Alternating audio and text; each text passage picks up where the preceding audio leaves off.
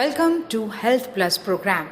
Today we are going to introduce you Dr. Harinder K. Bali, Chairman Cardiac Sciences, MBBS, MD Medicine and DM Cardiology, area of expertise Heart and Vascular Surgery. Dr. H.K. Bali did his MD from PGI Chandigarh in 1985. He was awarded the Kataria Memorial Gold Medal for being the best postgraduate of the year 1985. This is the highest academic award of PGI. He completed his DM in cardiology in 1988. He has more than 75 papers in international and national journals. This work has been presented at a number of international conferences appreciated worldwide. He introduces primary angioplasty for the management of heart attack in this region. He has more than 5,000 coronary interventions as a primary operator to his credit. In 2007, he demonstrated for the first time in the world that the free wall rupture of a heart can be managed successfully by device closure. Dr. Harinder K. Bali is chairman of Cardiac Sciences at Paras Hospital, Panchkula. He has conducted around about 15,000 angioplasties. Let's have a talk with Dr. Harinder K. Bali. दर्शकों health plus programme में आपका स्वागत है। आज हम आए हैं doctor Harinder के बाली जी के पास, जो पिछले लंबे समय से हजारों की गिनती में उन लोगों को जो हार्ट की बीमारी से पीड़ित हैं एक नई जिंदगी दे चुके हैं। डॉक्टर साहब का स्वागत है हमारे स्पेशल शो में। नमस्कार। डॉक्टर साहब, हार्ट जो कि किसी समय पे आज से 25-30 वर्ष बाद पहले की बात करें, जब किसी को हार्ट अटैक हो जाता था तो घर में बहुत बड़े शोक बनते थे। उनको लगता था कि अब ये बंदा बचेगा नहीं, और बचते भी बहुत कम थे। और आज जो है हार्ट अटैक है, पहले नाम नहीं लेने देते थे लोग घर में, लेकिन आजकल जो हार्ट अटैक का एपिडेमिक है बहुत ज़्यादा बढ़ा हुआ है और लोग सारे अवेयर हो चुके हैं। आप डॉक्टर्स ने उसके ऊपर भी निजात पा ली है कि मोर्टेलिटी रेट जितना ज़्यादा था उसको बहुत कम कर दिया। क्या कहना चाहेंगे? बिल्कुल, आपने ठीक फरमाया कि पिछले 30 सालों में हार्ट के अटैक के बीमारी में इलाज का बहुत ज़्यादा प्रोग्रेस हुई है। मुझे याद है कि 30 साल पहले हम जब हार्ट अटैक के मरीज़ का इलाज करते थे तो वो सिर्फ वहाँ पे हमें सीसीयू में रख के उनकी मॉनिटरिंग करके ऑक्सीजन थेरेपी दे के और कुछ थोड़ी दवाइयाँ होती थी, और मॉर्टेलिटी जो है इन हॉस्पिटल मॉर्टेलिटी जिसको हम कहते हैं वो बहुत ज़्यादा थी, 12 से 13% के करीब। अब ये प्रोग्रेस के कारण कुछ 4-5% के करीब हो गई है, तो इसलिए काफ़ी दवाइयाँ आ गई हैं। हमारा ट्रीटमेंट करने का जो तरीका है वो हार्ट अटैक का काफ़ी बदल गया है।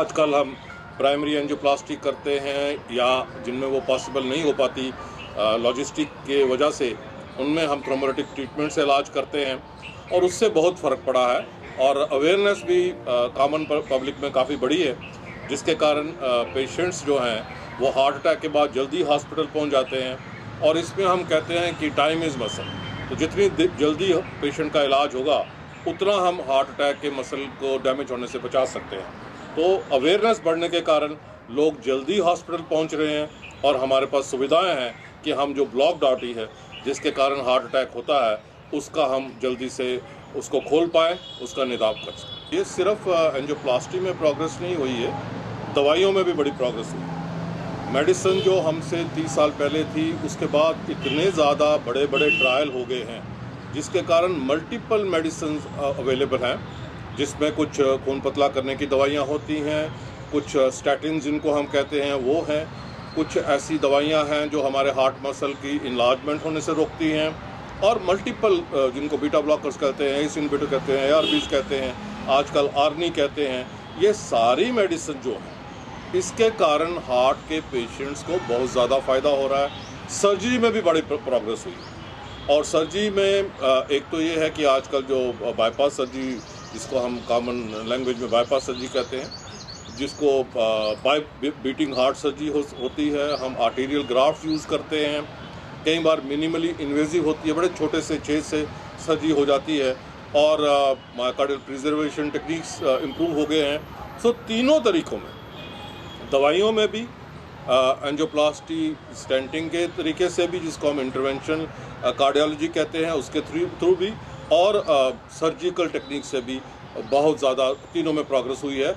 और तीनों अब आज से 20 साल पहले जितना ट्रीटमेंट कर सकते थे उससे मच बेटर तरीके से हम कर सकते हैं। ये कॉमन मिथ है लोगों में ये सोचना कि हार्ट की बीमारी का इलाज सिर्फ एंजियोप्लास्टी से या बाईपास से होता है। ये जब किसी को बीमारी होती है, कॉर्निया आर्टरीज की ब्लॉकेज की प्रॉब्लम होती है, तो उसमें हम पेशेंट को कम्प्रिहेंसिवली इन्वेस्टिगेट करते हैं।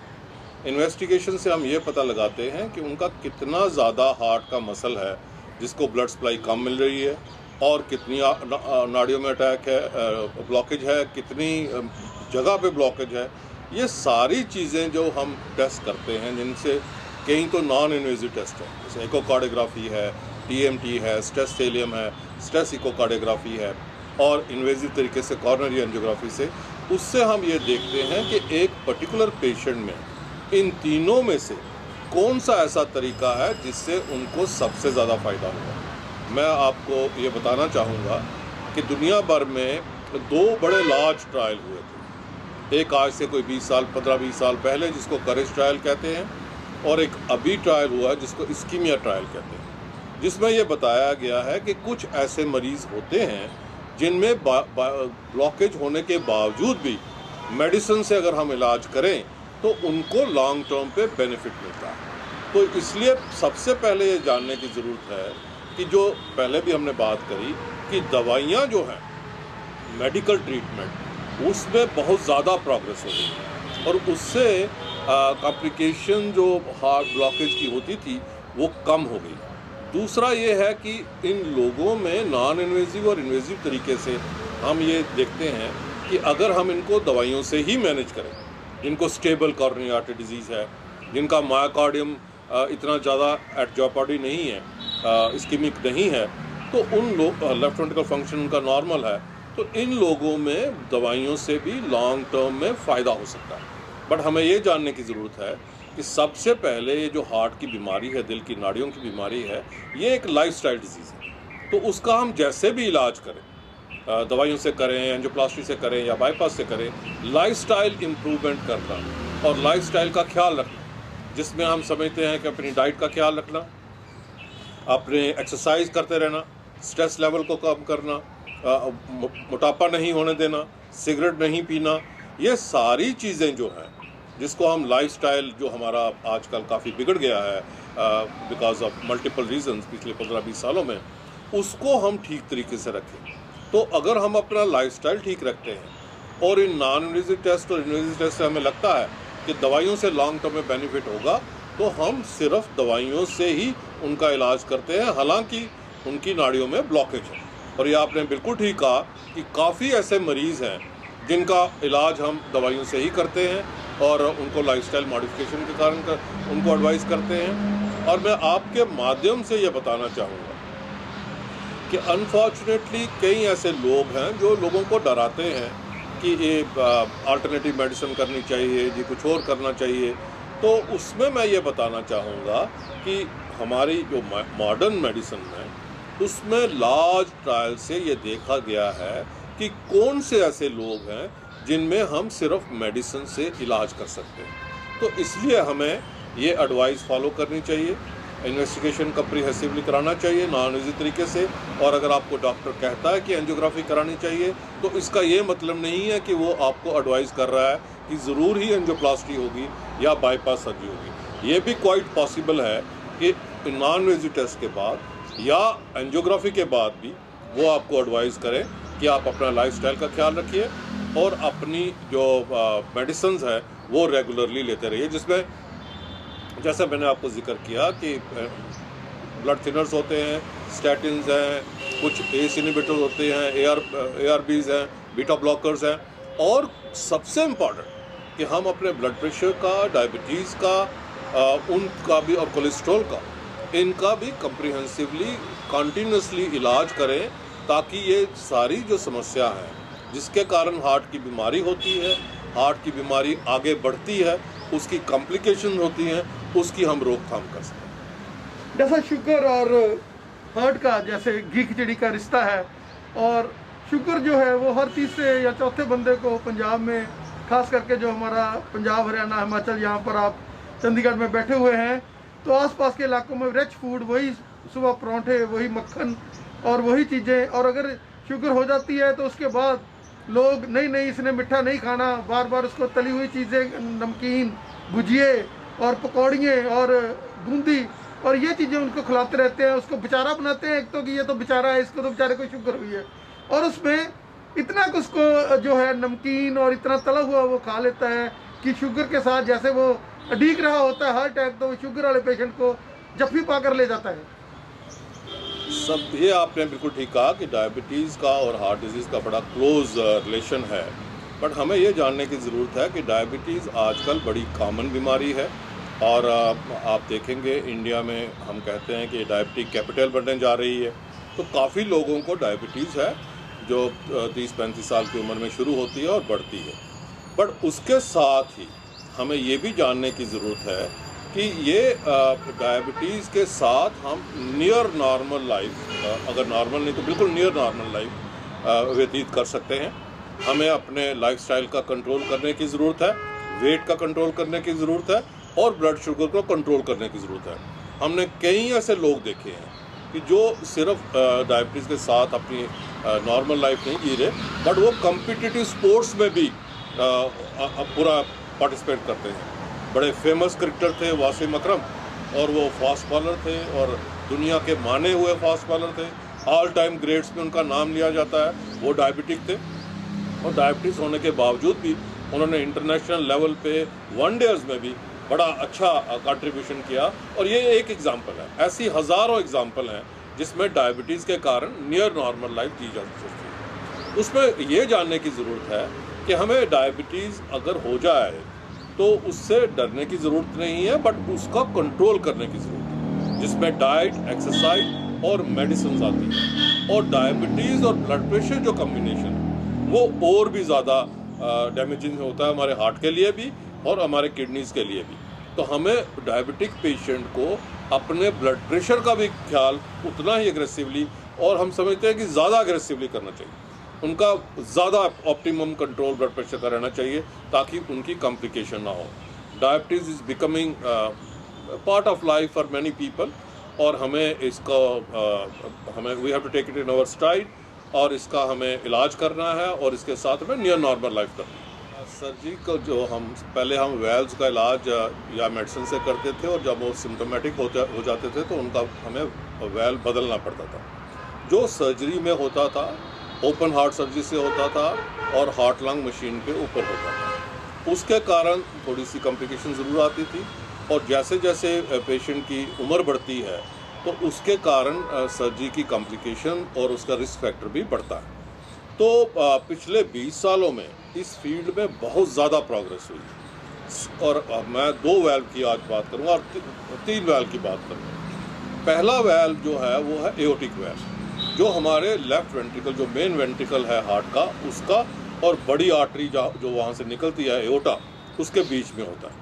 और ये कई लोगों में ये वेल्व जो है वो सिकुड़ जाता है या लीक करना शुरू हो जाता है। और ये देखा गया है कि इसके 3 इम्पॉर्टेंट कारण हैं। कई लोगों को बचपन से ही बनावटी इसमें नुक्स होता है जिसके कारण ये सिकुड़ जाता है, और कई लोगों में उम्र के कारण इसमें सिकुड़ावट आ जाती है, और इसको हम कहते हैं डीजेनरेटिव एओर्टिक वेल्व डिजीज। और ये देखा गया है कि 70 साल की उम्र के ऊपर 2% लोगों को ये डीजेनरेटिव एओर्टिक वेल्व डिजीज होती है, और 90 ईयर्स के ऊपर 4% लोगों को होती है। तो अगर आप अपनी पॉपुलेशन को देखें या वर्ल्ड की पॉपुलेशन को देखें तो ये एक बहुत बड़ा परसेंटेज है। और इन लोगों में पहले हम सर्जरी नहीं कर पाते थे क्योंकि उनका एज के कारण या कोमॉर्बिडिटीज़ के कारण रिस्क बहुत ज़्यादा होता था। तो उसके लिए एक परकुटेनियस वेल्व बना जिसको हम ट्रांसकुटेनियस एओर्टिक वेल्व रिप्लेसमेंट कहते हैं, या टावर कहते हैं, या टावी कहते हैं, ट्रांसकुटेनियस एओर्टिक वेल्व इम्प्लांटेशन कहते हैं। तो उसमें क्या किया गया कि ग्रॉइन के थ्रू जैसे हम नॉर्मल कैथेटराइजेशन करते हैं, वहीं से जाके हम एओर्टिक वेल्व के अंदर एक नया वेल्व डाल देते हैं जो वही काम करता है जो सर्जिकली इम्प्लांटेड वेल्व करता था। और ये जो ट्रांसकुटेनियस एओर्टिक वेल्व रिप्लेसमेंट है, ये शुरू में आज से 20 साल पहले जब आया तो उन्हीं लोगों में होता था जिनमें सर्जिकल रिस्क बहुत ज़्यादा था और सर्जरी नहीं हो सकती थी। और ये देखा गया कि बड़ा इफ़ेक्टिव है, सेव है, लॉन्ग टर्म बड़ा अच्छा है, और ये टेक्निक इम्प्रूव करता गया।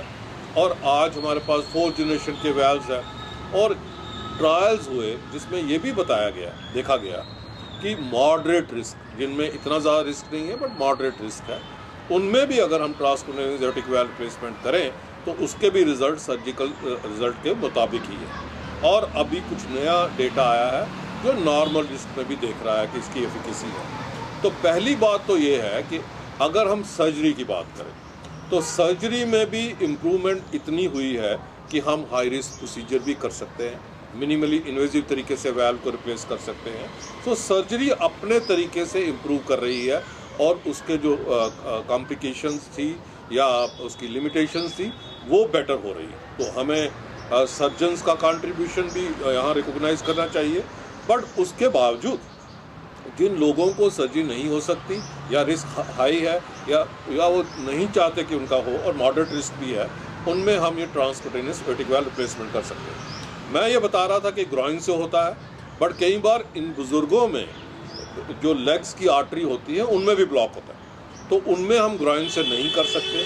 तो उसमें कई बार हम एक्सिलरी आर्टरी से करते हैं और मल्टीपल और भी आर्टीरियल हमारे पास एक्सेसेस होते हैं जिससे हम ये करते हैं। एक तो ये है कि एओर्टिक वाल्व का हम आजकल इलाज बिना सर्जरी के कर सकते हैं और यह पूरा जो टेक्निक है स्किन टू स्किन जिसको हम कहते हैं, ये परकुटेनियस है। इसमें सर्जन की कोई ज़रूरत नहीं पड़ती, ना कट डाउन की ज़रूरत पड़ती है, ना आर्टरी को रिपेयर करने की ज़रूरत पड़ती है। सारा प्रोसीजर जो है वो हम परकुटेनियस तरीके से करते हैं, बिना कुछ स्यूचर यूज़ किए हुए इसका इलाज करते हैं। दूसरा जो वाल्व है वो माइट्रल वाल्व, जो लेफ्ट साइड में छोटे चैम्बर और बड़े चैम्बर के बीच होता है।